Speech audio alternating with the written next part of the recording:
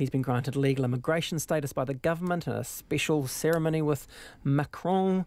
But putting aside what he did, which was pretty stunning, seeing him climbing up the outside of this building, is it a bit curious that you have to be, as one British MP put it on Twitter, like a superhero before you get treated like a human being, in terms of this man being able to get citizenship rights just because he's done this remarkable thing? What do you make of that? Well, I mean, it wasn't like a Hunger Games scenario where he was asked to climb up the side of the building to get citizenship. You know, I think it was an amazing and brave thing that he did. And I think, you know, a lot has come out about Gassama's story and his the incredible sort of challenges and traumatic events he's been through to get to where he is today.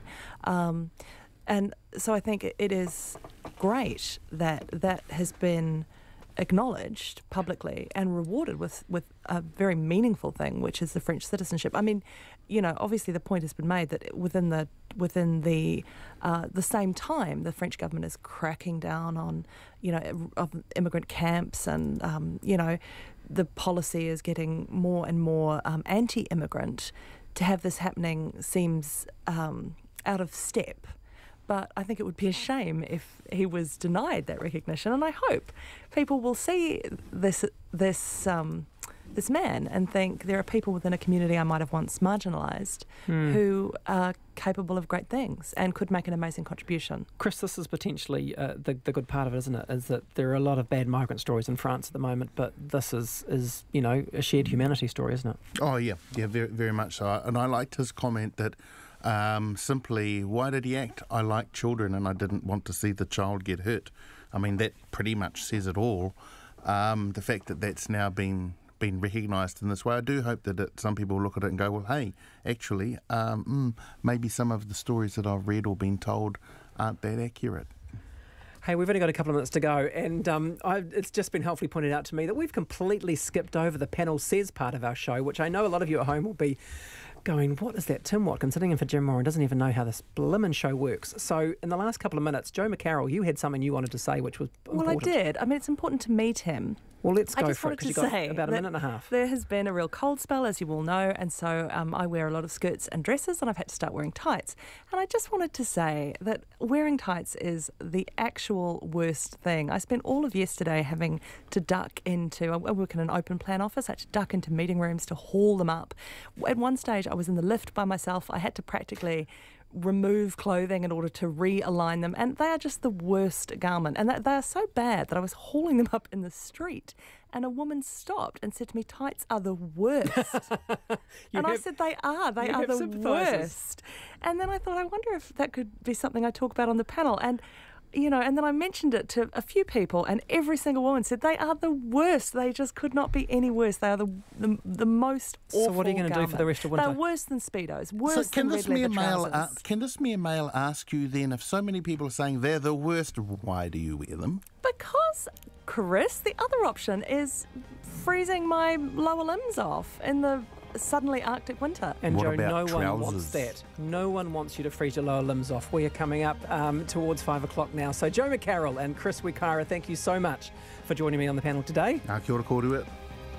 Thanks very much. You're welcome. We are coming up to the news at 5 o'clock, and John Campbell is here with Checkpoint to take you through to your evening. Thanks for joining us. See you tomorrow.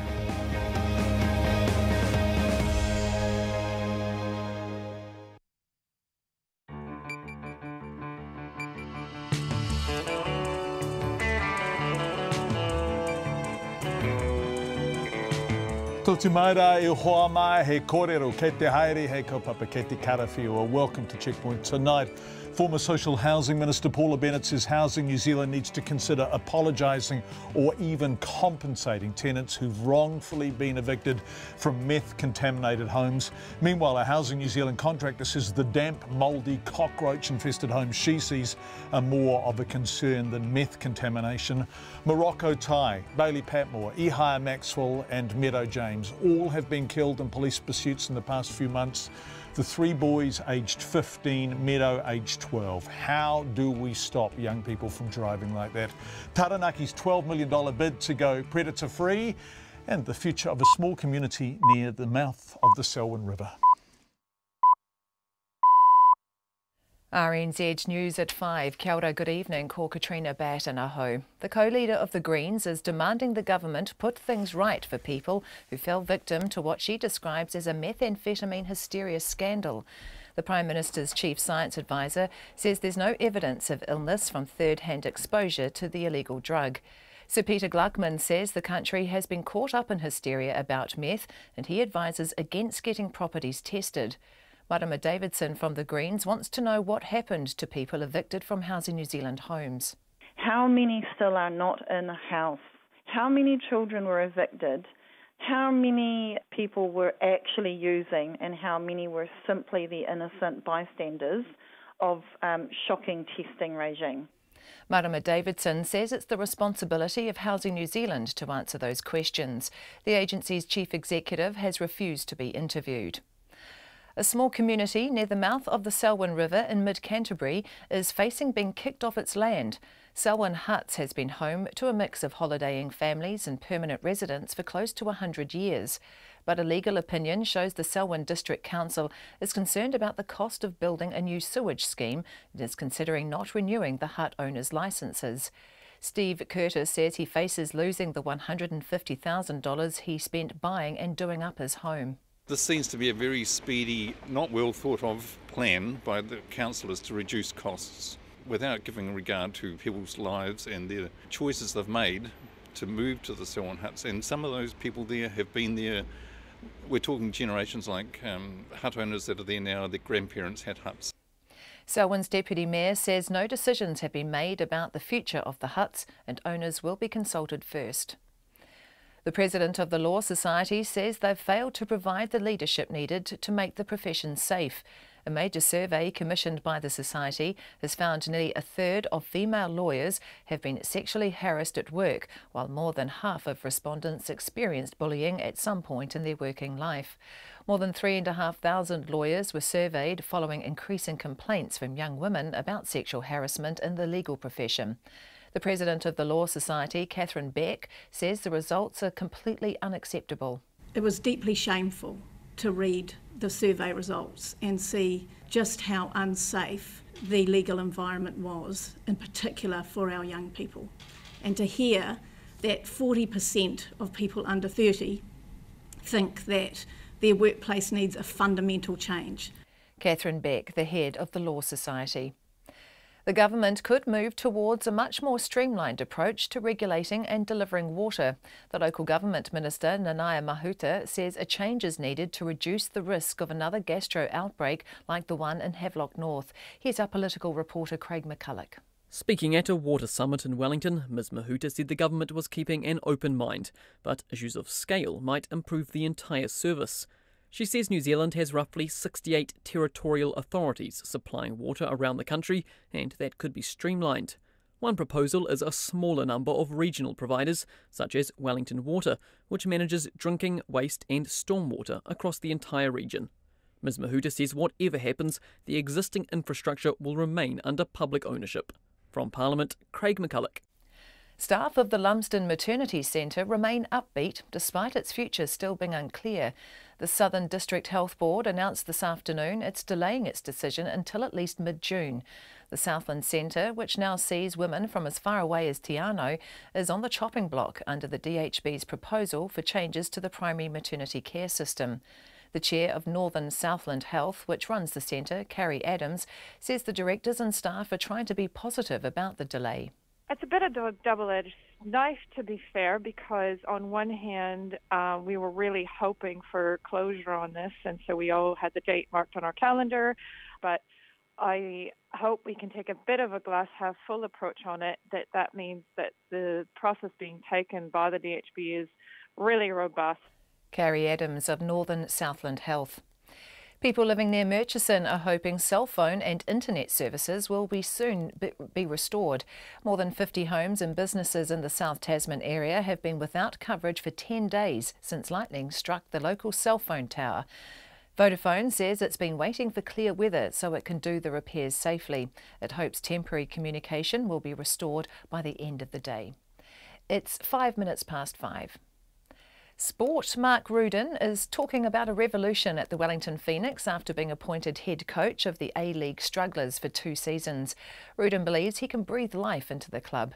He captained Sydney FC to the inaugural A-League title in 2006 and has made a promising start to his coaching career, winning both New South Wales Premier League and Australian Premier League titles with Sydney United in 2013 and 2016.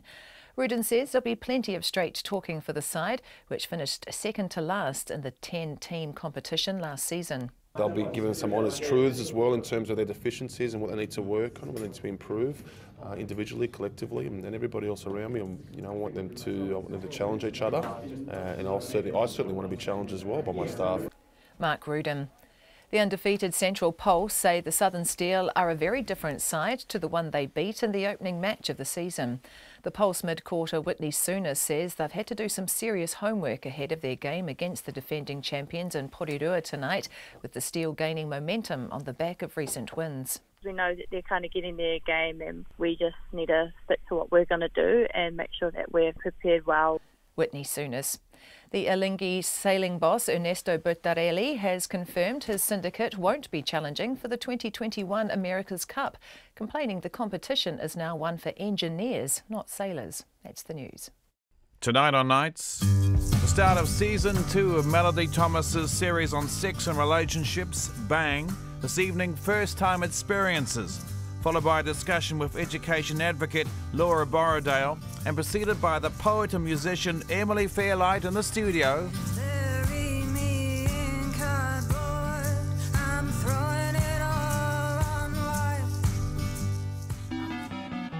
And unlike Brian, I can't tell you exactly what we're up to because it's an ever-changing landscape as we head towards 10 p.m. I do know we'll wrap up the day's news in the long bulletin at 10, and I'll be talking to newsmakers from around the country with an eye on international events from the foreign desk. That's Lately with Karen Hay, live between 10 and 11 weeknights on RNZ National. Met Service weather through to midnight tomorrow. Northland to Manawatu, including Coromandel Peninsula Bay of Plenty and the central high country, fine with morning frosts inland. Gisborne to Wairarapa, mostly fine, but a few showers about the coast, spreading inland for a time tomorrow. Horowhenua to Wellington, fine spells, however a few showers for a time tomorrow, especially in Wellington. For all of the South Island except for Fiordland, fine in most places with morning and evening frosts inland, cloudy periods about the Kaikoura and North Canterbury coasts and Banks Peninsula with a few showers there tomorrow. Fiordland fine today apart from a few light showers in the south, cloudy periods tomorrow and the Chatham Islands occasional showers. It's almost 8 minutes past 5 and you're listening to Checkpoint. Thank you very much indeed, Katrina Batten, and thank you everyone for joining us. Coming up on the program tonight, the teens and younger who die in police pursuits. Why do they drive as if they have nothing to lose? But first up tonight, Paula Bennett says if she was still a minister, she would expect Housing New Zealand to go back and re-look at the cases of tenants who were evicted for meth-contaminated homes and consider apologies in some cases and even compensation in some. That's a big call from the person who was the social housing minister between 2014 and 2016 when hundreds of tenants were evicted from state houses after traces of methamphetamine were found, sometimes at levels now known to constitute no risk whatsoever. Yesterday, a report by the government's top science advisor found there's never been a documented case of someone getting sick from third-hand exposure to meth, and that a moral panic around meth itself is effectively behind our methamphetamine testing rules that were flawed and heavy-handed. So, what does Paula Bennett think now in light of Sir Peter Gluckman's report? I welcome it. Look, I've always had concerns about the level of testing once I understood it, to be fair. I just didn't think that the 0.5 sounded right. I questioned Health in particular, who had set that standard, questioned Housing New Zealand numerous times, got the Standards Authority involved, who raised it. And so to have this report from Gluckman is, I think, actually welcomed. None of us wanted houses empty that didn't need to be. Although if we go back to early in 2016, your rhetoric then was much stronger and very different. You were welcoming evictions, you were congratulating Housing New Zealand for effectively a zero tolerance policy, and you were saying the people who were attached to homes that had methamphetamine contamination were damaging Housing New Zealand. Yeah, no, that's really fair in those early days. As you can understand, I got advice that there was potential danger to particularly children who might be prone to asthma or skin infections. I was told that. I obviously took that at the advice that I got, and was horrified that people might be smoking pee in houses. I'm not going to shy away from that. Then I started seeing reports, and I remember one in particular from an expert who said you can just about get more pee residue off a $5 note than you could off some of these houses at 0.5. And so that raised alarm bells for me and made me raise genuine questions with health and with Housing New Zealand. And then bringing in Standards Authority, who then came back eventually last year with a report at 1.5. I now hear from Gluckman that it could be 10 times higher than that. And so I welcome it. But I took the advice that I was given from experts, of which I wasn't. But by mid-2016, experts really were blowing the whistle. Dr. Nick Kim on Checkpoint in June, calling it a moral panic and saying, and I quote, "The first point that you might plausibly get a risk is about 25 times the guideline value." Russell Brown, for Matters of Substance, the Drug Foundation in August 2016, rigorously, factually deconstructing the case for the 0.5 limit. Benedict Collins saying Housing New Zealand were ignoring repeated warnings that the eviction guidelines were being misapplied. If you saw all that stuff, if you had concerns, why didn't you call for the evictions to cease until there was consensus or certainty? Well, I definitely raised those, I think, legitimate concerns that I read about and that I saw, but I couldn't. I mean, at the end of the day, Housing New Zealand are a Crown entity, and so I questioned, I showed them the reports that I saw from other experts, and as I say, they erred on the side of caution far too far from my belief as well. But if I can't take the advice that I'm given from Housing New Zealand, the Ministry of Health, and then the Standards Authority, then who am I as the expert to be standing in and saying at what level I felt that it should be? If you had this disquiet, if you were concerned, why weren't the evictions stopped until there was greater certainty around third-hand contamination?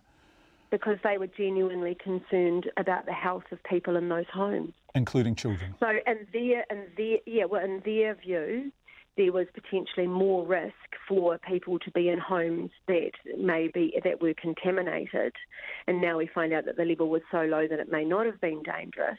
But they erred on the side of caution. What did that caution look like? Forgive me for interrupting, but what did that caution look like? We're talking about people who are sufficiently vulnerable to be in a Housing New Zealand home. They were evicted, they were blacklisted for 12 months, they had, and I have in front of me, tenancy tribunal awards against them of as much as $34,000 in one case in Ashburton. They had nowhere to live, enormous debt. Yeah, you'd have to take that up with Housing New Zealand. I mean, I had nothing to do with evictions ever. In fact, it would have been inappropriate for a minister to have been involved at that level. And so that was their policy, it was set by them, and that's what they administered. And so you would have to take up with them. I've got to say that for the information that I received, most of those people were not blacklisted for 12 months because they couldn't prove that it was them that may have contaminated the house. You had nothing to do with evictions ever? No, I didn't evict people ever. So in the New Zealand Herald in March 2016, you're quoted as saying, if a property is found to be contaminated, the tenancy will be terminated. That's a verbatim quote from you. Well, that's Housing New Zealand's policy. So I was reading out their policy. Of course they had nothing to do with individual evictions, John. That would just be completely inappropriate for a minister. The development in Christchurch, evictions, huge media coverage, and a really strong sense from you that you felt that the response was appropriate. Those were brand new homes, and they said that they found meth use in those homes afterwards. And I'm sorry, John, but it is illegal to take meth in this country. And, those were Housing New Zealand homes. So it was appropriate to evict them? It was appropriate to evict them? No, I'm not going to go down there. I don't know. That was years ago. Was it appropriate to evict them? I don't think that the level that they were using then, I'm pleased that it's been proven now. And you can try and slate it back to me all you like, as I'm saying, what I knew in March 2016, as those experts that you quite rightly identified started coming out, I could see that there was another side to it. I questioned officials in 3 different government organisations repeatedly, and I was given assurances that that was where it stood. And as a minister, it would have been inappropriate for me to have gone the other way and said, I think you should leave them in there, because in my opinion, it's safe. Well, I'm not an expert, and I think you would be absolutely slamming me if a child had then got sick or had been, or something dramatic had happened there. So that wasn't my call to make. What needs to happen now then, given that we collectively got this so very, very wrong? What needs to happen to the people who were evicted? What needs to happen to the people who had tenancy tribunal findings and costs awarded against them of, in some cases, thousands and even tens of thousands of dollars? Are they owed compensation? I'm not sure. I would have to be getting that kind of advice and seeing all of the information and knowing what the cost would be and going back and looking at it. And they would all be individual. So some of them may well be over the new standard that Professor Gluckman is recommending. Some may not be. I don't have that kind of information at my fingertips. If they're not, if they are at what now seems to be, and the science is in fact telling us it is, the absurdly low standard of 0.5 or just above it. And they were evicted and they lost their home and they lost their reputation and they had findings, financial costs against them awarded by the Tenancy Tribunal. What are those people owed? Oh, I think that certainly I would be expecting Housing New Zealand to go back and look at it if I was the minister. With a view to what? Well, to a view to being fair and reasonable in the light of new information. So, including apologies, including compensation? Well, I would certainly be wanting to look at it all and see individual cases and make sure that actually it has been fair and reasonable. With the potential for an apology and or compensation? Yeah, certainly, and I'm sure there might be cases like that. Paula Bennett, former Social Housing Minister. It's 17 minutes past 5. On Monday, 2 children were killed in a police pursuit in Palmerston North. The driver, Iha Maxwell, aged 15, and his passenger, Meadow James, aged 12. 2 Saturdays ago, 15-year-old Bailey Patmore was killed in a police pursuit near Wellington. Last October, 15-year-old Morocco Tai was killed in a police pursuit in Auckland. Last night we looked at the issue and received a huge amount of feedback. Some of you asking why the kids don't just stop. Some of you asking why the police don't just stop. Most of you confident that one or other of those things would be an effective solution. Well, police pursuit guidelines are being reviewed, but what of the kids themselves? Who are they? Why do they drive like that? And how do we persuade them to stop? I wish I had the answers to that. Kelly's son Bailey was killed 2 Saturdays ago. He was in the boot of a stolen car that was pursued from central Wellington to just south of Tawa. 15 years old, Bailey died at the scene. For Bailey, he was a child with high learning needs. He had a lot of health problems that we got help for, and I don't know, he came from a loving home, he's got a huge family and he was loved more than anything, and he always will be. It was just unfortunate that he got in with the wrong crowd. He was easily led astray. There were 6 of them in the car in total. A week and a half on, Kelly views some of that group as a kind of fatal attraction. A while ago, he mixed in with the same crowd that he was with that night, and he came away from them for about 6 months, and all he did was come home, play the game. He was at home, he was with us. It was just unfortunate that afternoon he for some reason, left the house and never came back. Nor did Morocco Tai, who went out and did not return last October. Also 15 years old, also killed in a police pursuit, also in a stolen car, also, according to his stepsister, lost. He just got mixed up with the wrong crowd. And I think maybe he would have been persuaded by his mates saying that it's cool to get out there and be noticed. Be noticed.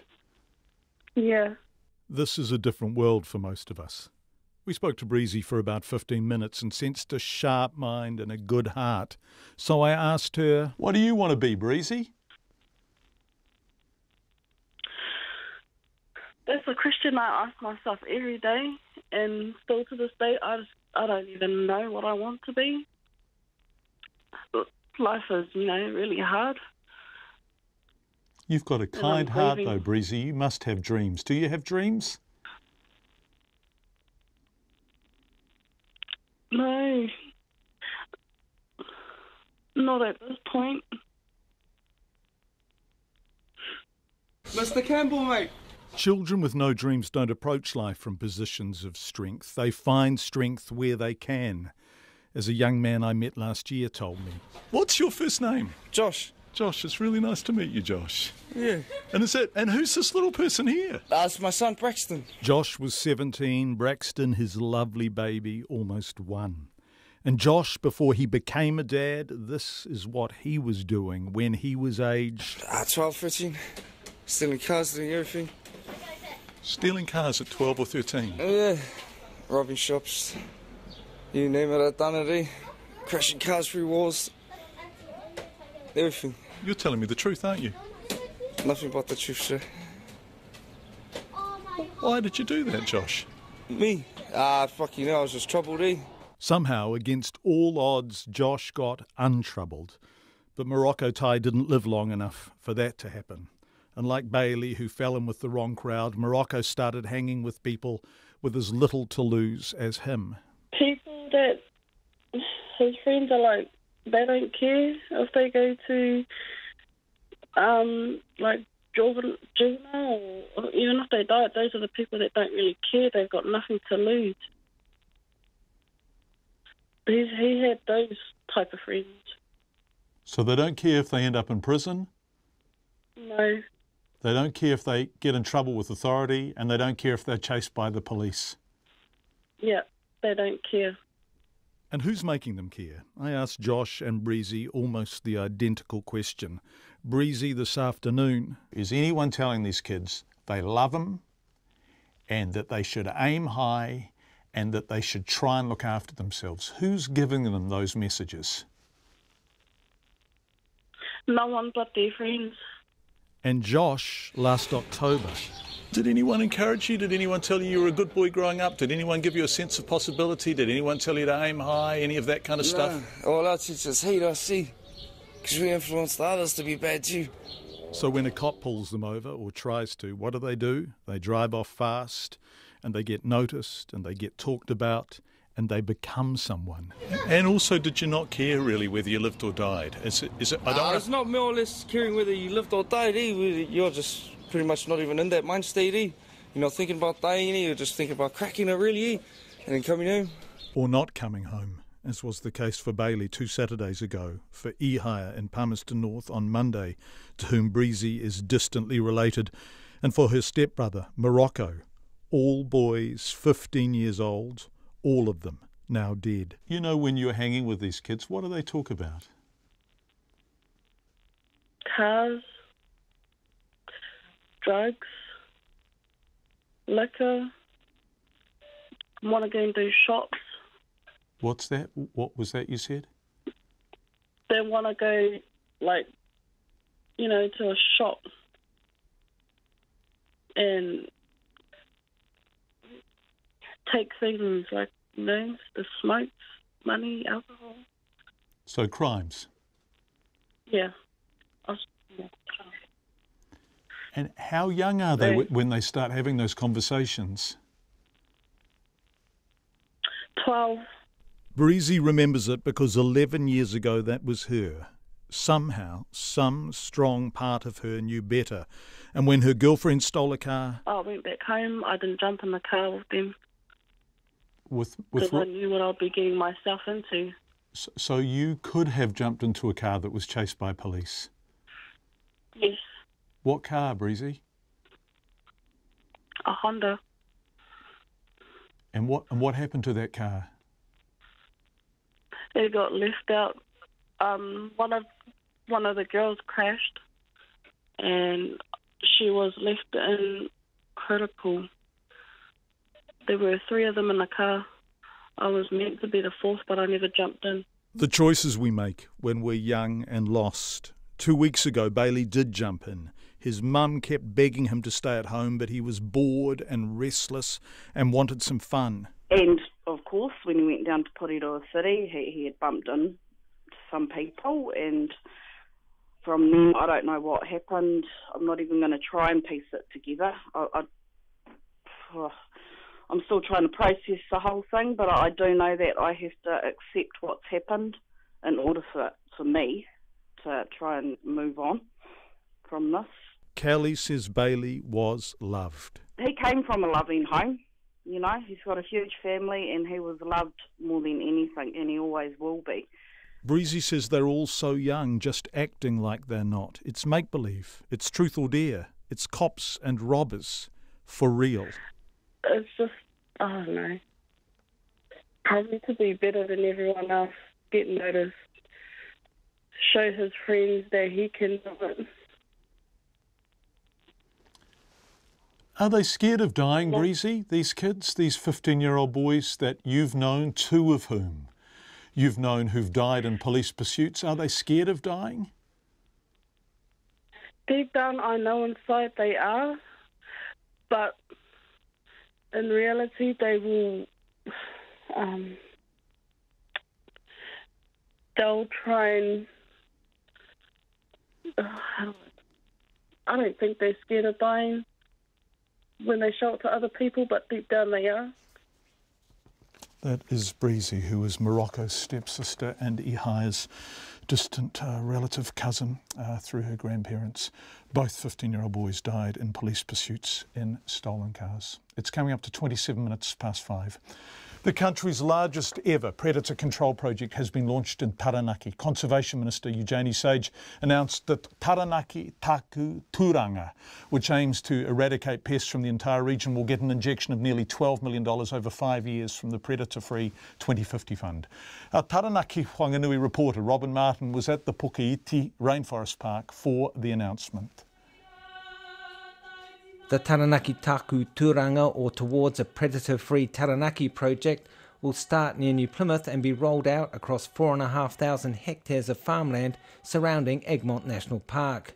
A collaboration between the Taranaki Regional Council and rural landowners, it builds on the Taranaki Monga project, which focuses on the national park and offshore islands. Chief Executive of Predator-Free 2050, Ed Chignell, says Taranaki made a compelling case. It's large scale. You know, the end game is 700,000 hectares of the Taranaki province. So we're looking for large land scale projects, and this fits the bill, and we need to have credible people that can actually carry out the project. Mr Chignell says the aim is to eradicate pests from native habitats and defend them against reinfestation using a virtual barrier of high-tech traps. Some of the technology we've got now is wireless technology, so that when a trap goes off, it sends a signal back to an app on your phone. So then consequently, you only have to go to the traps that actually have got an animal that's been caught in it, and you're not having to go to every trap. So you can save about 90% of your labour time, which means you can put out a wider network. The Conservation Minister, Eugenie Sage, says the project is significant because the Regional Council is making a commitment to eradicate predators like possums, rats and stoats across Taranaki. Taranaki Regional Council is the first council to do that, and it's significant because it's a major collaboration between Predator-Free 2050 Limited and the Regional Council to going beyond the National Park, going beyond our public protected lands onto private land. Ms Sage says 1080 will still be part of the picture. 1080 I think is being used in some of the ground control, but there's no aerial 1080, as I understand it, in the Taranaki Regional Council project. But aerial 1080 is absolutely critical in our wilder, more remote areas. We can't have extensive trapping networks in our mountainous regions. The chairman of the Taranaki Regional Council, David McLeod, says $47 million will be invested in the project over the first 5 years. Mr McLeod says it's going to take a huge community effort for it to be successful. Honestly, it's about them volunteering to potentially, say, have a trap at their place in the towns. If it's on the farms, we need the farmers to start to elevate their possum control program up to the eradication and also the control of the other pests that are in question here, being rats and the mustlers, the stoats, etc. Paul Pripp is an environmental officer with the council and a foot soldier in the war on pests. He says the high-tech traps are doing far more than just saving him time resetting trap lines. The cool thing about these nodes is that they send a little burst of information to my phone and a database. So they're not just telling me that it's set off, they're telling me the temperature, the time of the day or time of night that the traps have been set off. So we're getting a whole bunch of information. Before, all we knew was that sometime in March our trap had been set off, and we caught a rat. It's that sort of technology which has Ed Chignall confident that a predator-free 2050 is more than some fanciful pipe dream. I personally believe it's very credible. In the work that I do, I travel all around the country. I see design engineers, software developers. There's all sorts of people that actually write into this movement, and they're coming up with some really smart things. So I definitely have a lot of confidence that we'll be able to be predator-free by 2050. Taranaki Taku Turanga is the first successful project to receive Predator 2050 funding after it called for expressions of interest last year. It was selected ahead of 45 other projects. I Taranaki mo te hōtaka o te ahiahi, ko Robin Martin ahau.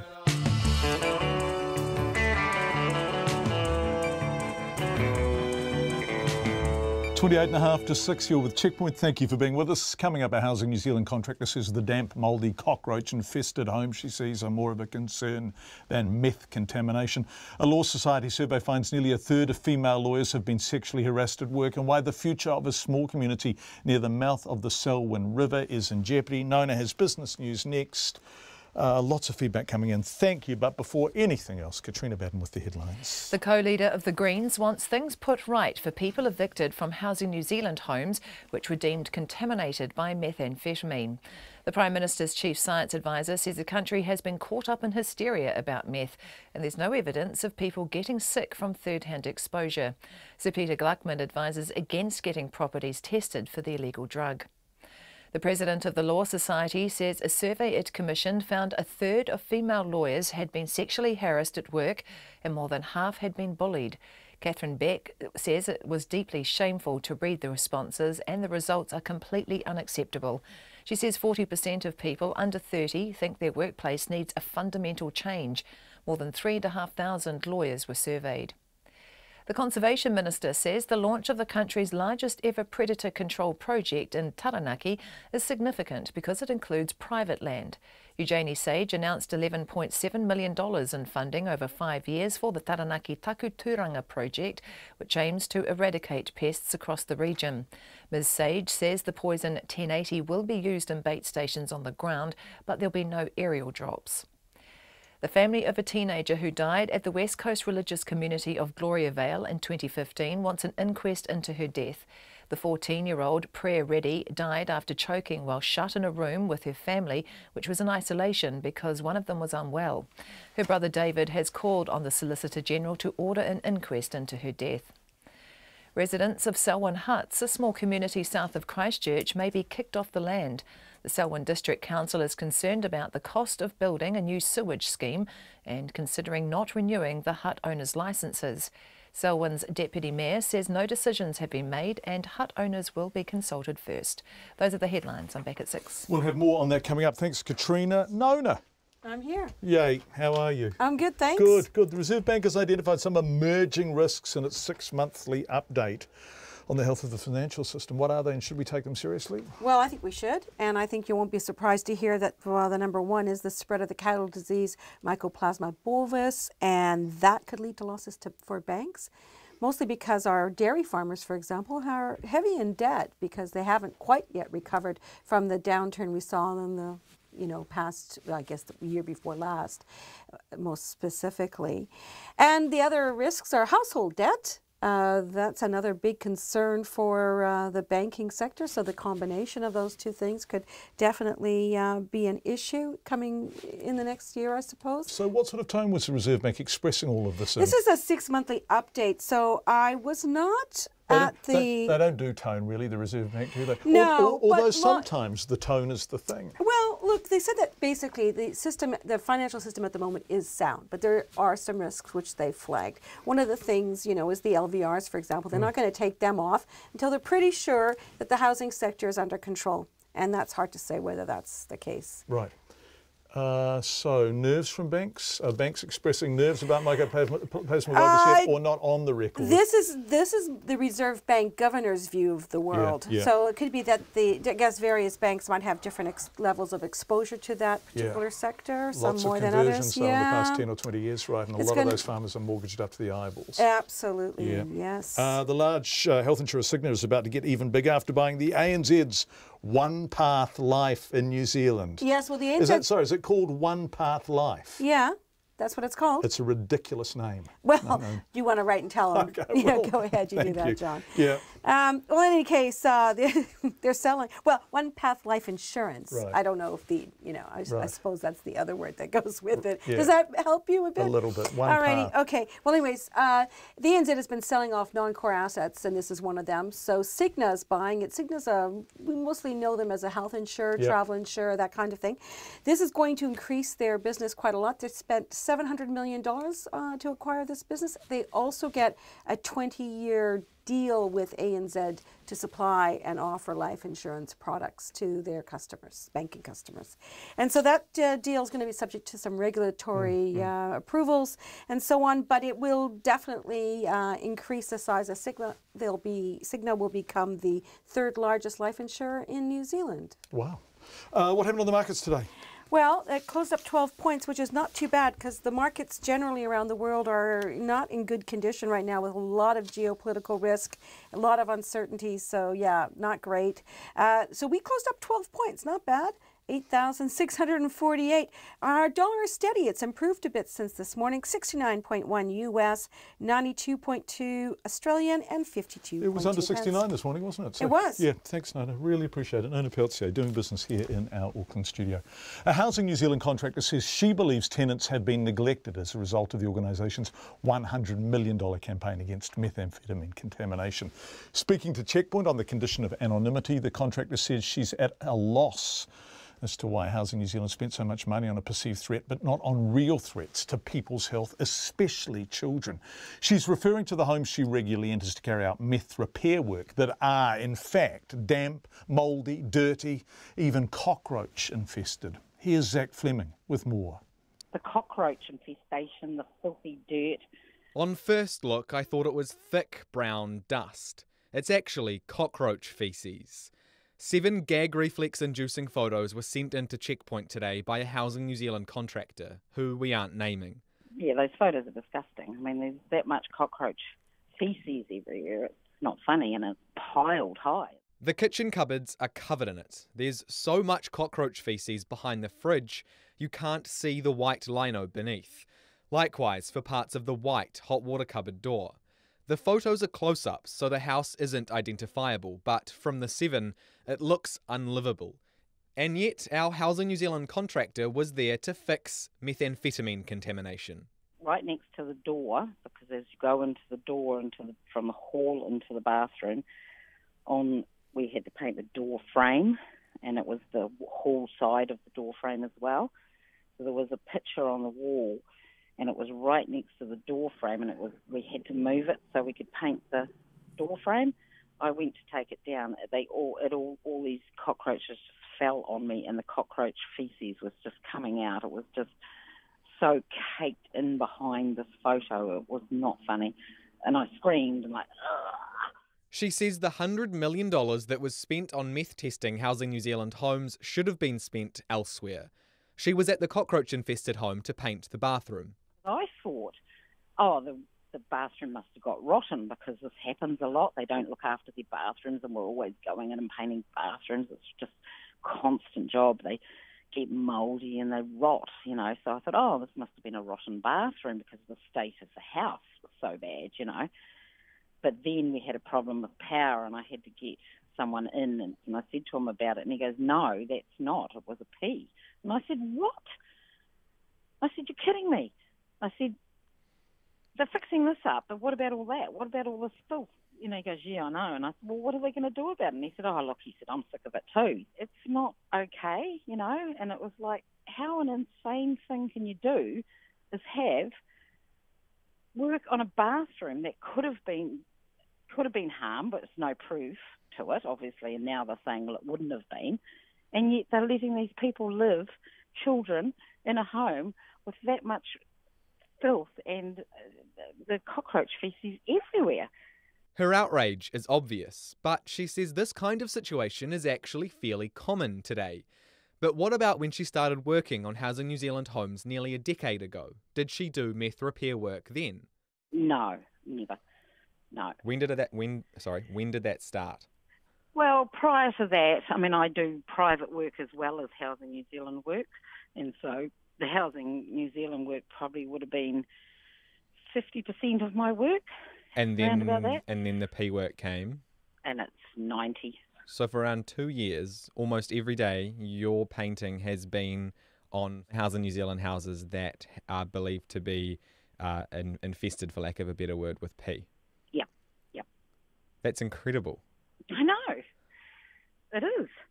The money, look, people, the builder I'm doing it, he's had to employ 2 to 3 more builders. The carpet layers are just, everyone is screaming, like, pushed to the hilt for work. And do you believe this work was necessary? No, because the other biggest part is, and this is the part, like, it's hard to explain, right? She tells me meth repair work is so localised that sometimes a door has to be chucked out, but the door frame right next to it, that's fine. So we get a job out and we go to this house, right? And next minute we walk in and there's no ceiling and there's no doors.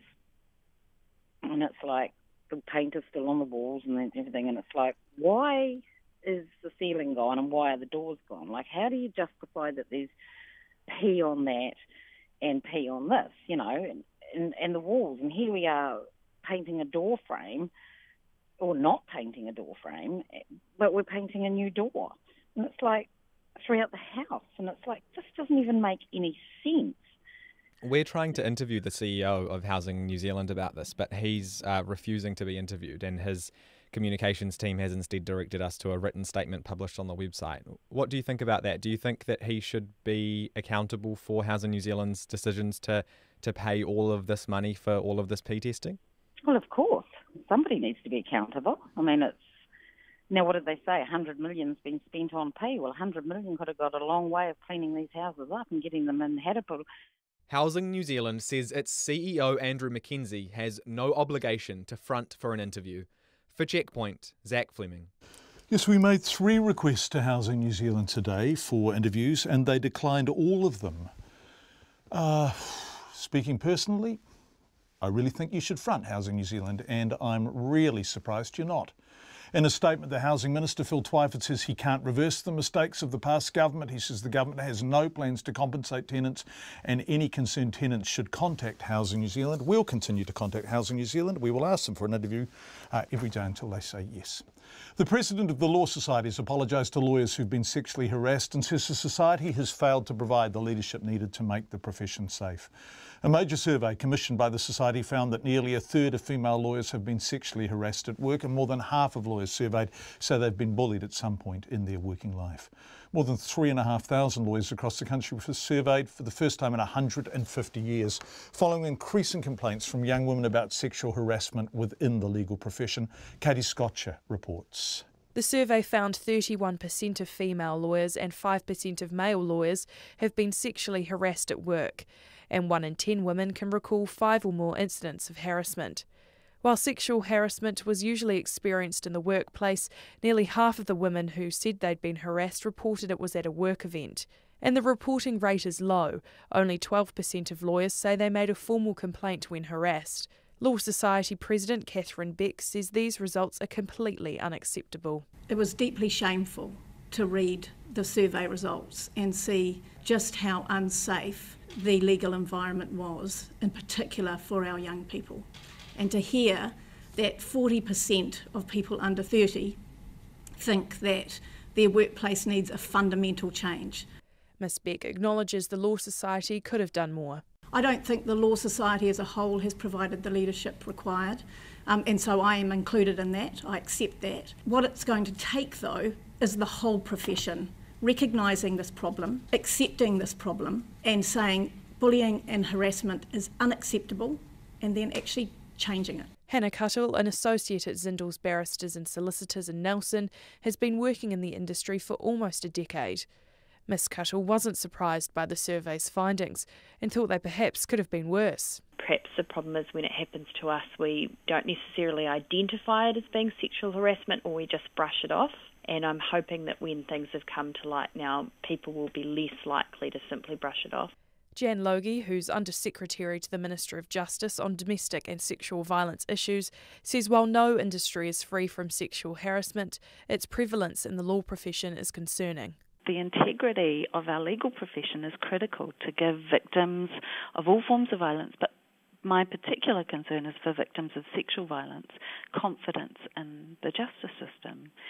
And, you know, they can't be confident when the exact same exploitation and coercion that they're taking a case against is happening in the institutions which are meant to be helping them. Following the survey's release, more than 14,000 lawyers received a letter from Catherine Beck addressing the harassment identified in the survey. The Law Society is also in the process of establishing a national task force which aims to drive cultural change and eliminate bullying and sexual harassment from the profession.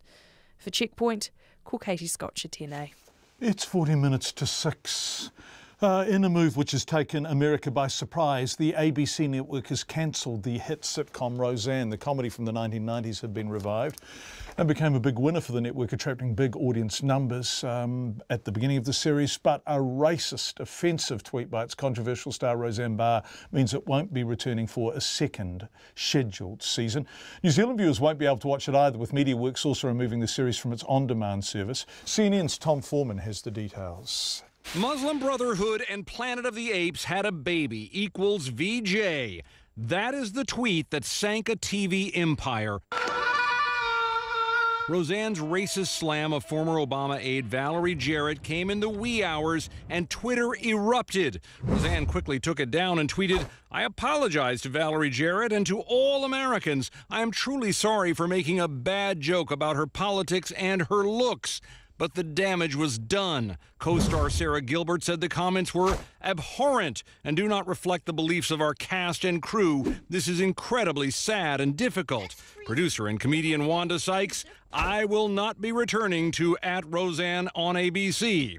Other Obama staffers and some viewers called for a boycott, and ABC called it quits, saying the tweet was abhorrent, repugnant, and inconsistent with our values. You can't just stand on the front porch staring at your Muslim neighbors. Since its return earlier this year, Roseanne's hit show has engaged explosive topics: immigration, terrorism, religious and racial intolerance, with her character romping as a rabid conservative and supporter of President Trump. He loved it. Look at Roseanne. I called her yesterday. Look at her ratings. Look at her ratings. Over 18 million people, and it was about us. But Roseanne's support for the far right went beyond the studio, with attacks on gun control advocates, a particularly nasty comment about former UN Ambassador Susan Rice, and a stab at former President Clinton's daughter, calling her Chelsea Soros Clinton, suggesting she is married to the son of noted liberal billionaire George Soros. When Chelsea Clinton corrected her while still complimenting Soros, Roseanne apologized, but then repeated a false claim that Soros was a Nazi. Were you aware of that? But we all make mistakes, right, Chelsea? Roseanne Barr's tweets are frequently controversial, but this time really became a wildfire because of just how racist and bizarre the comments were. So the network pulled the plug. The chief executive of Disney, which owns ABC, tweeting, "There was only one thing to do here, and that was the right thing." That report, complete with excellent sound effects from CNN. The future of a small community near the mouth of the Selwyn River in mid-Canterbury is in jeopardy. Selwyn Huts has been home to a mix of holidaymakers and permanent residents for almost a century. But a legal opinion leaked to RNZ News shows the Selwyn District Council is concerned about the cost of building a new sewerage scheme and is now considering the community's future. Conan Young reports. Cantabrians have made the trip out to Selwyn Huts for their holidays for generations, staying in the quintessential Kiwi batches, nestled alongside the Selwyn River and swimming and fishing in its pristine waters. While intensive dairy farming has put paid to the water quality in the river, the 97 huts have been proudly maintained by the roughly 100 people who now live there permanently. Steve Curtis has been visiting the huts since he was a boy and used to take his family there for holidays before recently deciding to move there permanently. On the wall of my hut I have a board that over the years my children have stood against, and we put the pencil or the ruler on the head and drew a line of their height. And over the years, of course, as they grow, we've changed the position. Now my children have grown and with their partners, and I've got grandchildren now standing against that board there. At the time he moved there, Steve Curtis was told by the council he'd be allowed to stay there permanently, and now feels like the carpet has been pulled out from underneath him. He says so far the council has told hut owners the future of the settlement is in doubt due to the threat posed by rising sea levels.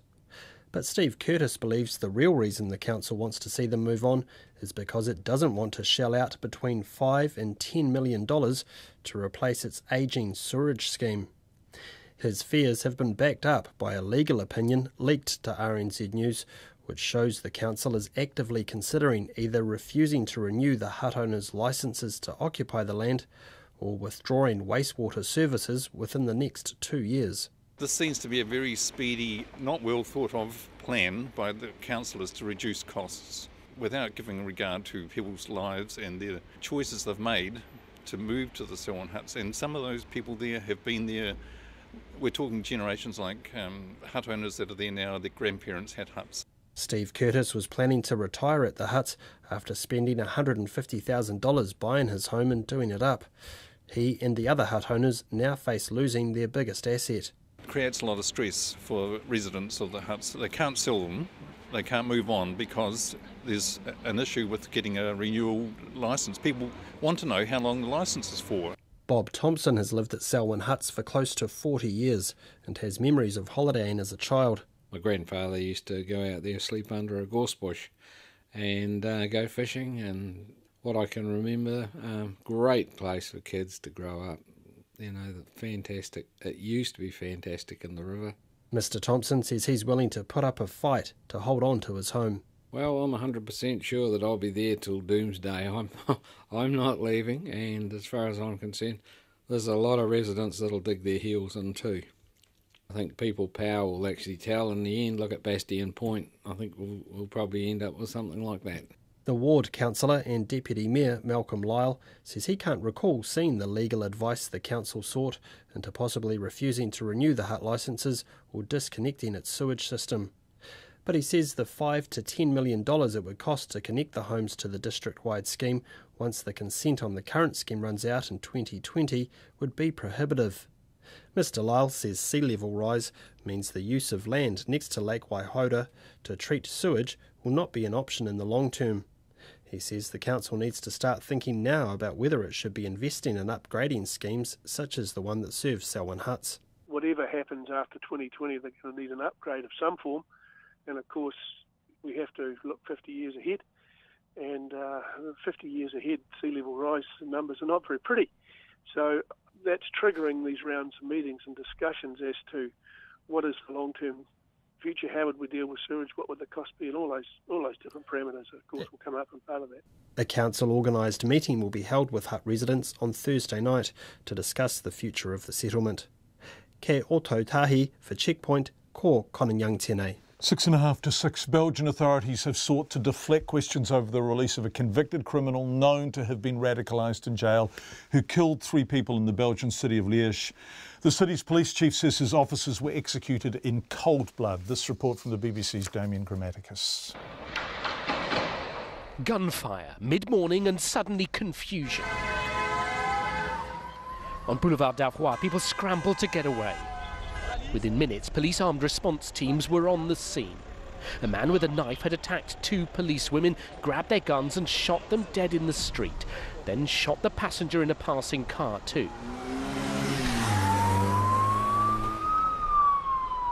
A 100 metres up the street, the attacker had entered a school and taken a hostage. Just minutes later, this was how it all ended. The attacker runs out firing. He was shot by police on the spot. At least one of the officers was injured in this exchange. Nassia lives by the school and heard it all happen.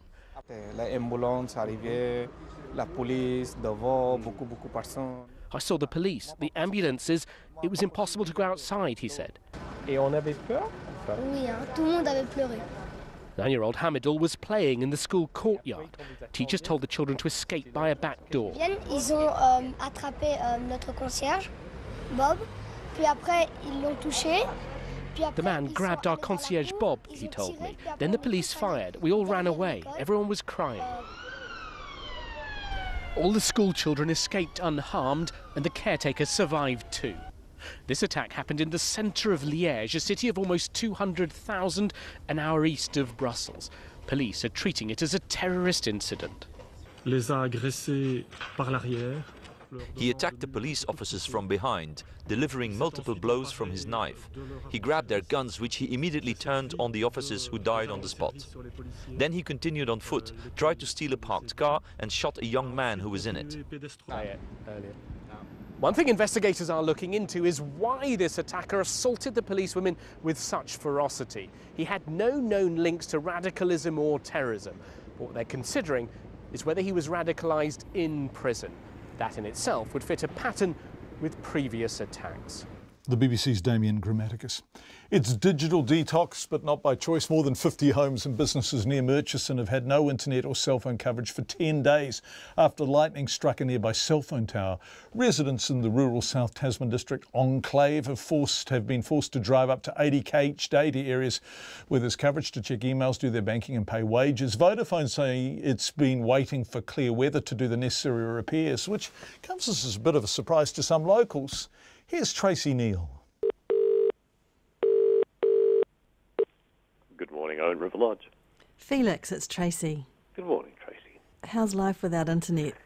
Life without internet is very quiet. Felix Borenstein's only means of communication is his landline. Guests are normally flocking to book his luxury fishing lodge in the Owen Valley to fish for trout in spring.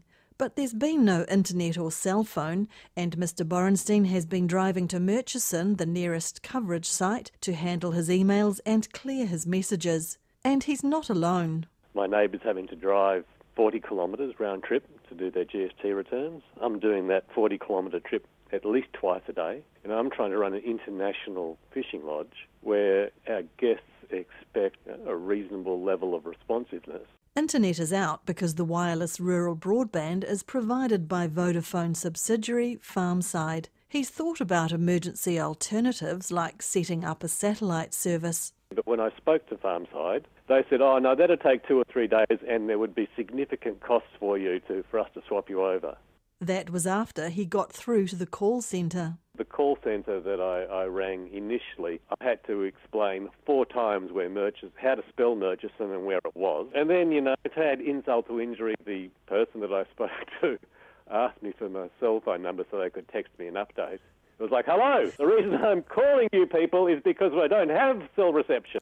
Vodafone told RNZ this week that repairs were due to have started yesterday if the weather was fine. It said for health and safety reasons it needed a day of clear weather to allow workers to climb the cell phone tower and allow a helicopter to fly in and out of the area to assist. Sue, who farms in the Owen Valley, keeps a close eye on the weather.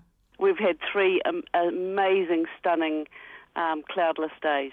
She says the blackout has highlighted how reliant they've become on technology. We've got bills to pay, we've got contractors that come onto the farm. We had GST that needed to be paid. I had to go and sit in the car on the side of the road when I could get coverage to pay the GST the other night, so we didn't get any penalties. Felix Borenstein says the outage has also left them without an efficient emergency communication network. Vodafone says there's been a team on site today, but it was unable to climb due to ice on the tower. Its spokesperson, Kathy Geek, hopes today's fine weather would have helped. In the meantime, as we speak, they're transporting equipment by helicopter to the site with equipment that will enable them to build a temporary link to bypass the faulty link. Vodafone says temporary communication should have been restored by the end of today. Felix, Sue and the other residents near Murchison have their fingers crossed. For Checkpoint, Tracy Neal. It's 20 seconds or so before 6. Selwyn District Council is the council with NZ's largest township without a sewage system, Darfield. Lots of people saying individual composting toilets for Selwyn huts, not too costly, surely. Thank you for your feedback. Text us 2101, but not until you listen to the pips.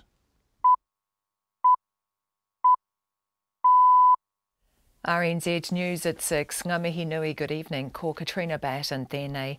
The former Housing Minister, National's Paula Bennett, says Housing New Zealand should consider apologising to tenants who were evicted from meth-contaminated houses. The Prime Minister's Chief Science Advisor says there's no evidence of illness from third-hand exposure to methamphetamine, and properties don't need to be tested unless they were used to make the drug. Paula Bennett told John Campbell on Checkpoint that if she was the minister, she would consider the new information carefully. I would certainly be wanting to look at it all and see individual cases and make sure that actually it has been fair and reasonable. With the potential for an apology and or compensation. Yeah, yep, certainly, and I'm sure there might be cases like that. National's Paula Bennett. However, the Housing Minister says his government has no plans to provide compensation to Housing New Zealand tenants evicted because of meth contamination. Phil Twyford says the government cannot reverse the mistakes of its predecessor, but it can put it right for the future. He says its priority now is to develop clear guidance for landlords and tenants. And Housing New Zealand figures show a 30-fold jump in the number of state houses testing positive for meth contamination since 2014. That year, just 28 Housing New Zealand properties tested positive. Last year, it was 850. The Conservation Minister says the launch of the country's largest ever predator control project in Taranaki is significant because it includes private land. Eugenie Sage announced $11.7 million in funding over 5 years for the Taranaki Takuturanga project, which aims to eradicate pests across the region. It's significant because it's a major collaboration between Predator Free 2050 Limited and the Regional Council to going beyond the National Park, going beyond our public protected lands onto private land. Eugenie Sage says 1080 will be used in bait stations on the ground, but there'll be no aerial drops. The project will start near New Plymouth and be progressively rolled out across farmland surrounding the Egmont National Park. The area will be defended from reinfestation by a virtual barrier of high-tech traps. A security guard is to be placed in the adult acute inpatient unit at Christchurch's Hillmorton Hospital, but nurses say that isn't enough to stop assaults. Several nurses have been pleading to management for some time for security guards to be placed in the wards. On Sunday, a nurse was strangled and dragged across the floor of the mental hospital by a psychotic male patient. Yesterday, the Canterbury DHB sent an email saying there's now a temporary need to provide an extra security guard at the unit. But nurses say that won't help, as the guard will not be allowed to restrain patients in the event of an assault. Members of a small community near the mouth of the Selwyn River in mid-Canterbury face being kicked off the land. Selwyn Huts has been home to a mix of holidaying families and permanent residents for close to 100 years. But a legal opinion shows the Selwyn District Council is concerned about the cost of building a new sewage scheme and is considering not renewing the hut owners' licences. One of the owners, Steve Curtis, says he faces losing the $150,000 he spent buying his home and doing it up. Selwyn's Deputy Mayor says no decisions have been made about the future of the huts and owners will be consulted first. Airbnb says its hosts support the new tax proposed by Auckland Council, but some of its hosts disagree and say it could force them out of the rental scene. A Deloitte report has shown Airbnb guests pumped $660 million into the country's economy last year. In its budget, which is being voted on tomorrow, Auckland Council is planning to tax homes and apartments rented out for more than 6 months a year, up to $7,200. The head of public policy at the company, Brent Thomas, says its hosts are happy to pay for their fair share of charges. But Ruth Paula, who rents out her home regularly, disagrees. We already pay like $3,000 for rates. You know, what other, on top of that, they're going to put rates on Airbnb, you know what I mean? It's just ridiculous. Ruth Paula, an Airbnb host. The family of a teenager who died at the West Coast religious community of Gloriavale wants an inquest held. The 14-year-old Prayer Reddy died in June 2015 after choking while shut in a room with her family. Rachel Graham has more. Prayer Reddy's death was investigated by the coroner, but a full inquest, which would allow people to be heard in court, was not held. Her brother, David Reddy, says the blocked door was a factor in the death, but the leaders at Gloriavale misled the coroner about its significance. One family member was sick, and the entire family had been shut in the room in a bid to stop the illness spreading. David Reddy, his sister and aunt, who are all former Gloriavale residents, have sent a letter to the Solicitor General requesting an inquest be held into the teenager's death. This is Rachel Graham. It's 6:05. Sport, a conflict in approach has led to Cycling New Zealand's head sprint coach quitting. Anthony Peden, who's been in the role for almost 5 years, guided the men's team sprint to 3 world titles, an Olympic silver medal and 2 Commonwealth Games titles. However, Peden says his all-encompassing approach is not aligned to that of Cycling New Zealand. The body's chief executive, Andrew Matheson, says they have a clear high-performance structure and Peden's philosophy didn't fit. We're trying to build a world-class program, and that's, for us, is making sure we've got really good alignment inside our business is really useful. It's really important.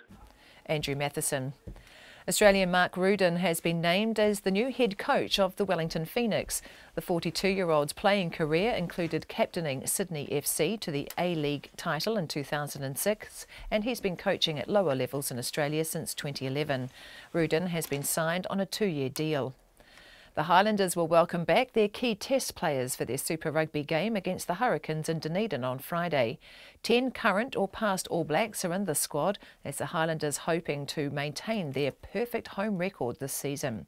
Fullback Ben Smith, halfback Aaron Smith, number 8 Luke Whitelock and blindside flanker Liam Squire all return to the starting lineup. The competition leaders and unbeaten Pulse will host the defending champions, the Southern Steel, in the latest round of the ANZ Netball Premiership in Porirua tonight. That's the news. The facts on math. I'm really pleased that somebody has now spoken out and made it very, very clear that these tests are absolutely baseless. Doctors unskilled on Māori health. We're talking about clinicians who really don't know about Te Ao Māori, have no idea of colonisation and its impact and ongoing impact on us and on their behaviour. What answers from the government? There have been plenty of reports that have outlined the fact that we have these problems. What's needed is a report that actually says how we're going to fix them. More reports on Morning Report with Susie Ferguson and Guy and Espina, weekdays from 6. Then on 9 to noon, what's in the pipeline to fix the country's failing water infrastructure? And after 10, writers Lawrence Fernley and Paul Hersey discuss their love of the mountains and co-editing a new anthology of alpine writing.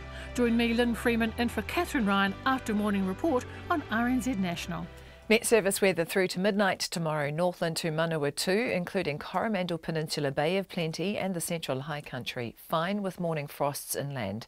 Gisborne to Wairarapa mostly fine, but a few showers about the coast, spreading inland for a time tomorrow. Horowhenua to Wellington, fine spells, however a few showers for a time tomorrow, especially in Wellington. But all of the South Island except Fiordland, fine in most places with morning and evening frosts inland, cloudy periods about the Kaikoura and North Canterbury coasts and Banks Peninsula with a few showers there tomorrow. Fiordland, fine today, apart from a few light showers in the south, cloudy periods tomorrow, and the Chatham Islands, occasional showers. It's 6:08 and you're listening to Checkpoint. Thank you very much indeed, Katrina Batten. The Green Party is demanding the government put things right for the victims of what it describes as a country's methamphetamine hysteria. A report by the country's top scientist has revealed there's no health risk whatsoever from third-hand meth contamination, and the government has acknowledged it wasted $100 million on unnecessary cleanups, and Housing New Zealand evicted hundreds of people on the basis of flawed tests. Very, very low levels being tested for, 0.5. Green co-leader Marama Davidson says the public should be outraged and says the government now has an obligation to help the people Housing New Zealand has turfed out. Political reporter Benedict Collins, who's been working on this story for really since mid-2016, has more. Green MPs have been fierce critics of New Zealand's meth testing industry for years, and co-leader Marama Davidson says yesterday's report from Sir Peter Gluckman made her furious. I am completely outraged, and I want to see a total end to the cowboy industry of testing, and in my opinion it was a total rort, and I think the New Zealand public have every single right to be outraged. I think the New Zealand public have every right. I think it is fair. It is a fair question from the New Zealand public. How are we going to help the people who were done over in this bad deal? Ms Davidson says new regulations will stop what she describes as cowboys in the meth testing sector from rorting the public. But she says the fact remains, families were uprooted from hundreds of state homes by Housing New Zealand on the basis of shoddy regulations. I'm asking the Minister, do we have an idea of what has happened to those tenants? How many still are not in a house? How many children were evicted? How many people were actually using, and how many were simply the innocent bystanders of shocking testing regime? So I'm working with the Minister to ask those questions so that we can try and figure out what Housing New Zealand can do to take responsibility. Neither Housing Minister Phil Twyford nor Prime Minister Jacinda Ardern have answered RNZ's questions about whether there should be compensation for tenants who were unfairly evicted. The former Associate Housing Minister, Dame Tariana Turia, doesn't agree. She's appalled at the way Housing New Zealand treated its tenants. My belief is that when you make mistakes in the name of a state agency, then you owe people. It's a form of abuse, actually, and definitely I think that the government has to look really carefully into this particular matter. The Insurance Council says the new report will help put a stop to the social and economic damage the meth rules have caused. Its Chief Executive, Tim Grafton, says the insurance industry has incurred considerable costs because of New Zealand's ultra-conservative rules. He says the industry was only ever following the Health Ministry's meth contamination advice. I think if you're looking for a scapegoat in this, you've got to ask questions of why we had an ultra-conservative level set, why we had an unregulated environment where people who were testing and at the same time remediating, so totally commercially conflicted, were allowed to continue on in this environment where people feared that they would be having their health put at risk. Auckland Council takes a tough line on meth contamination, ordering remediation to begin within 20 days of detection, and threatens to prosecute people who don't comply. It also records contamination on the property's Land Information Memorandum, or LIM. The Prime Minister Jacinda Ardern says councils will have to reassess their approach. Of course, that's something that needs to be looked at when it affects someone's limb. Housing New Zealand's Chief Executive Andrew Mackenzie refused to be interviewed today. The public sector boss has consistently refused to be interviewed on his agency's meth policy and eviction campaign.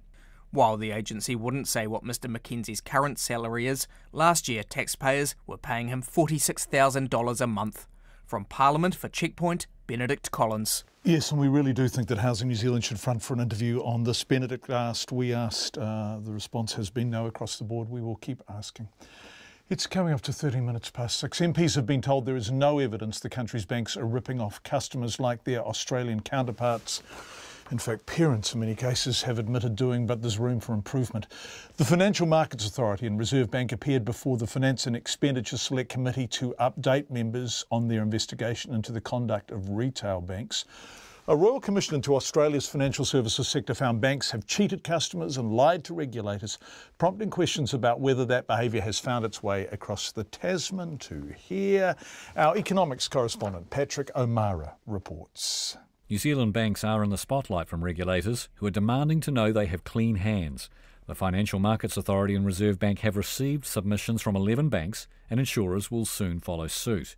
The authority's chief executive, Rob Everett, told MPs a royal commission is not warranted here, but there is room for improvement by banks. Plenty of places where, as a supervisory regulator, we think the industry can and really should up its game, but very little that would either constitute a breach of the law or would require us to come up with a really urgent response or to seek that the government changed a bunch of things. Nevertheless, both regulators haven't ruled out a royal commission just yet.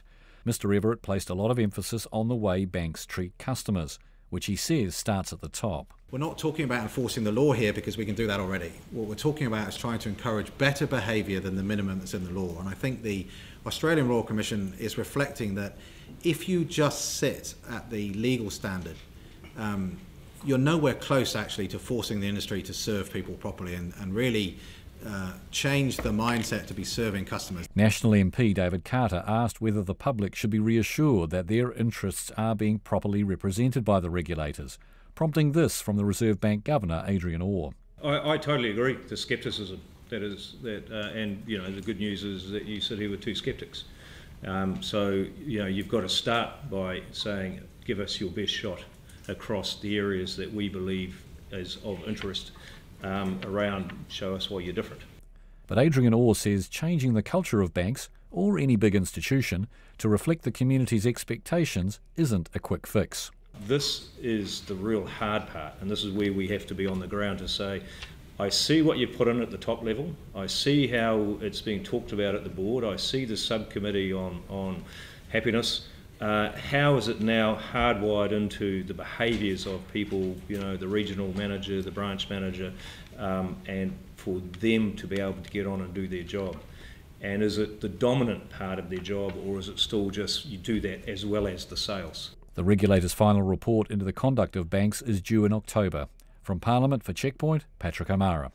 A security guard is to be placed in the adult acute inpatient unit at Christchurch's Hillmorton Hospital, but nurses say that isn't enough to stop assaults. This comes after our story last night revealed a nurse was strangled and dragged across the floor by a psychotic male patient early on Sunday. Several nurses have been pleading for some time for security guards to be placed in the wards. RNZ was leaked an email sent from the Canterbury DHB about 5 o'clock yesterday afternoon saying there is now a temporary need to provide an extra security guard on the site. I spoke to our Christchurch reporter Logan Church, who's outside Hillmorton Hospital a short time ago. Compared to what was there before, this is a step forward. Up until now, it really has been the nurses fending for themselves. And of course, this came to a head over the weekend when, in the wee hours of Sunday morning, a nurse was strangled and dragged across the floor by a psychotic male patient that they were supposed to be looking after. And the sad thing is, from the nurses I've been speaking to, this seems to be only the tip of the iceberg when it comes to assaults on staff at this facility.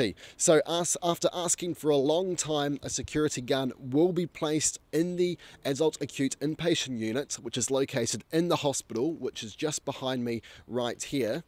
And they will be there during the week at night and over the weekend, where there are usually lower staffing numbers. I spoke to the nurses organisation not too long ago, and they seemed quite happy with this development, although they say there is still a lot of work to do before the problems at the unit are fully resolved. However, the nurses themselves don't appear to be too happy, or at least the ones I've spoken to aren't too happy with this guard and actually question whether they will be of any use at all. This is because an email with this announcement was sent from the CDHB's service manager Deborah Selwyn at 4:24 yesterday afternoon. That is about 6 hours after I called them inquiring about the weekend's assault. But in that email, it made it explicitly clear that that security guard could not restrain patients. That means that when something goes wrong, when someone is assaulted, that security guard can't restrain patients. And instead, all they can do is give support to staff, and give support is the actual words used in that email, and the nurses I've spoken to don't exactly know what that means or entails. On top of that, the nurses aren't happy with where the security guard will be placed. That email at 4:24 yesterday afternoon states that that security guard will be in place to support staff in the low stimulus area, or the LSA. That is not where nurses nurses say they are most at risk, the nurses I've been speaking to say that is in the open ward themselves, and that would be where a security guard would be of most help. Of course, only if they could actually restrain someone when something goes wrong. The CDHB has also made it explicitly clear that this is only a temporary measure. The nurses are also not happy with that. They want the security guard to be here permanently. They want more of them, and they want them now. We've asked the CDHB for an interview, but for the third time in as many weeks, they have refused. And as of right now, I'm still waiting for a statement explaining exactly how the security guard setup will work.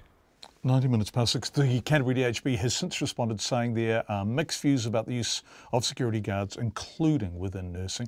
It says incidents involving patients who are mentally unwell are often unique or require special training to manage. The DHB says in the shorter term and as an interim measure, a security guard will be present in the low stimulation area to support nursing staff working in that part of Hillmorton. A tiny community in Hawke's Bay says the Hastings District Council's decision to chlorinate their water is a complete overreaction to Havelock's water crisis. Locals in the seaside village of Homoana and Te Awanga near Cape Kidnappers say their bore has never had any issues, but the water now tastes like it comes from a swimming pool. Nearly 400 residents have signed a petition calling for the council to stop treating their bore, but the council says that decision is out of its hands. Our Hawke's Bay reporter Anusha Bradley has more. It tasted disgusting. I mean, you'd turn your tap on and you'd get this huge whiff of chlorine coming up. And, you know, I've heard so many reports of kids with skin rashes and even babies that it's almost like they're getting chemical burns. Te Awanga resident Sue Franklin ended up installing a filter in her home for $1,500 after the chlorinated water triggered asthma, eczema and stomach upsets. Like all public water sources in Hastings, the bore that supplies Homoana and Te Awanga has been treated with chlorine since March. Ms Franklin says it's causing more harm than good. I think it's a massive ass-covering exercise, and blanket chlorination of all the water supplies in the country is highly inappropriate, because I think it's creating a lot more problems for people having it in all the time. Hastings District Councillor Rod Heap says he's getting numerous complaints a day about the taste. The feedback from the community is absolutely immense. They are totally aghast on the chlorination. We've had good water for a long, long time, absolutely prestigious water from our bore. I've lived in the area all my life, and of course the water tastes basically like a swimming pool. It reeks of chlorination. I couldn't get used to the showering, so I ended up putting a filter on my house. In August 2016, more than 5,000 people in nearby Havelock North fell ill after their water supply became contaminated with Campylobacter. The government inquiry into that outbreak recommended all drinking water should be treated. Hastings District Council says it decided to chlorinate the Homoana bore because it once tested positive for E. coli a month before the Havelock outbreak. But Rod Heap says that test was in fact a false positive, and the council's decision is an overreaction to the Havelock fallout. It is a overreaction, and I can't. Some ways I sympathise with staff a little because they don't want to see any repeats of that. It was so absolutely damaging for the whole country and especially our district.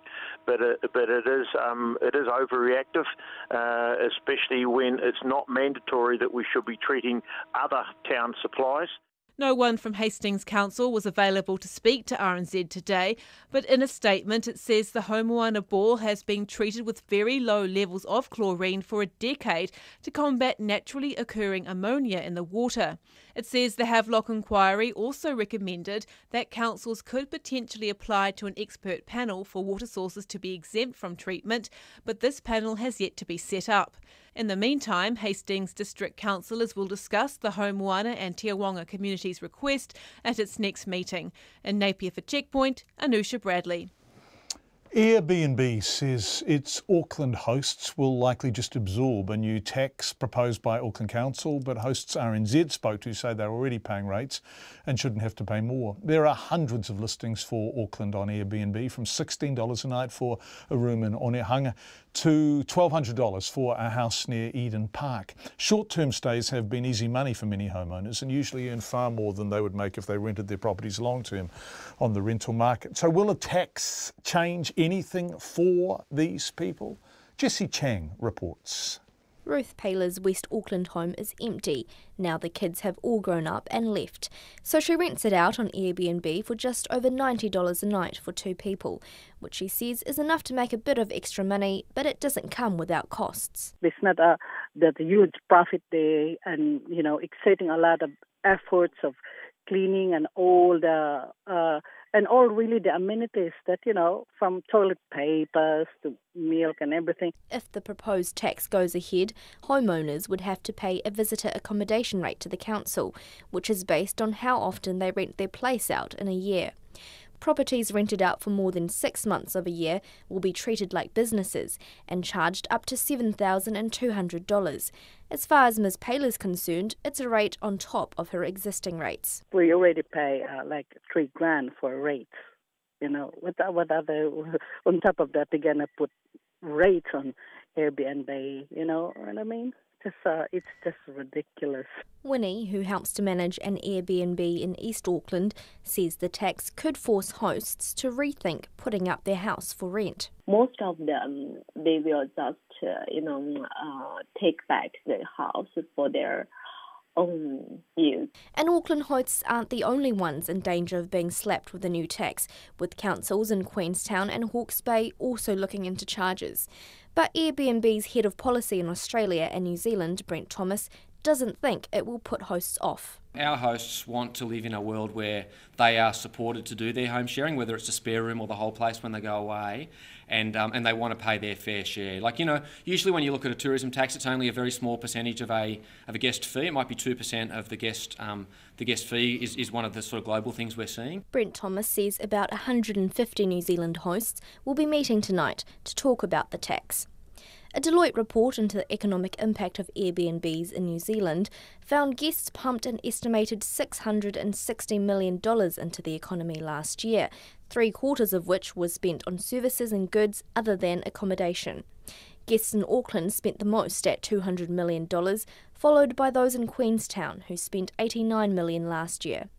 The Mayor of Auckland, Phil Goff, says alternative accommodation provided by Airbnb is welcome in Auckland, but hosts need to pay their fair share of the bed tax. The Airbnb income offsets the income that we get from the traditional industry. So the fact that Airbnb is playing its part actually is a benefit to the other hoteliers and moteliers. Auckland Council will vote on the proposed tax tomorrow. For Checkpoint, Jessie Chang, TNA.